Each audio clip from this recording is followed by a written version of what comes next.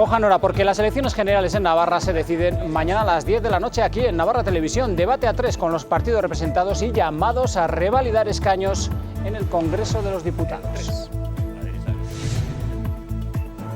La Audiencia Nacional da por sobreseído y archivado el caso de Caja Navarra. En un auto emitido por el órgano judicial se da carpetazo a los dos últimos flecos abiertos, entre ellos las conclusiones de la comisión en el Parlamento de Navarra.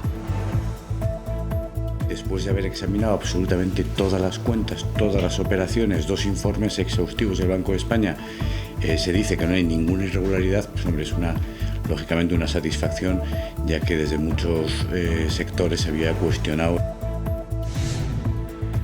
El Ayuntamiento de Pamplona evita pronunciarse hasta disponer de más información en torno a la presunta agresión sexual denunciada por una mujer en un inmueble ocupado ilegalmente y con pisos de propiedad municipal. El caso está siendo investigado judicialmente.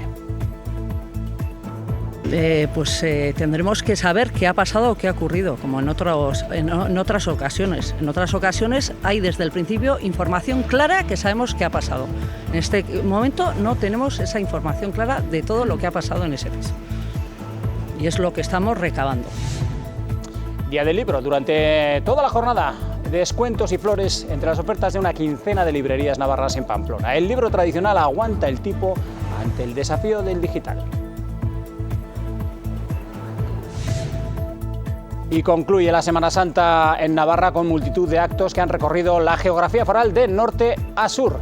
Veremos algunos de los más interesantes que les hemos ofrecido en una programación especial durante estos días.